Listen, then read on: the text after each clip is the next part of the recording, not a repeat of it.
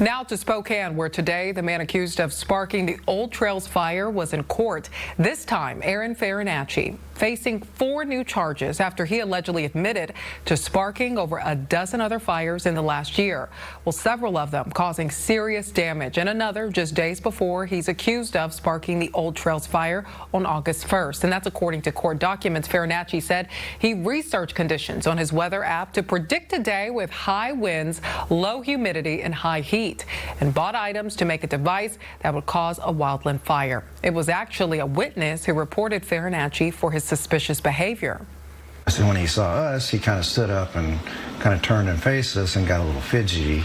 I believe, if I remember right, he even kind of tried to take a couple steps towards us, kind of walk away from where he was at. And so we kind of just drove by, and her grandson would say, "What the hell? What's he doing out there?" And so continued up to the house. Was here probably 10-15 minutes max, and then my daughter was sitting on the porch out there, and she says there's a fire. Today in court, Farinacci's defense attorney ordered a mental health evaluation before Farinacci enters any plea on the fires he's charged in. A judge set his bail at $2 million. Farinacci could be back in court tomorrow if the evaluation is completed by then. And while that case plays out, we're getting a bird's eye view of the devastation and damage from the Spokane wildfires. You can see it appears this neighborhood was completely leveled. And while fire is no longer burning in some neighborhoods, there are still evacuation orders in effect, with the sheriff warning the conditions are still dangerous and it's not safe enough to lower levels. The conditions are such right now in Spokane that he said there was a 100% chance that a spark from anything will start a fire. That's pretty straightforward. But neighbors Fox 13's AJ Janeville spoke to are frustrated, saying the fire is out and they should be allowed to go back in.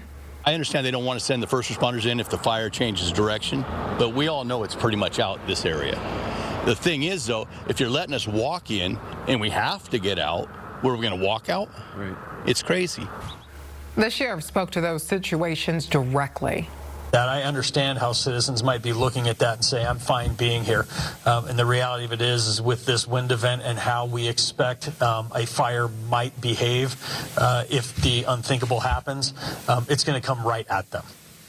And that's where, we have to weigh, okay, if that happens and it's going to move quick, can we evacuate this heavily populated, densely populated place in amount of time to avoid the loss of life? And right now, and their fire lines up there are not established enough where they can guarantee the fire wouldn't cross those lines. The answer is no.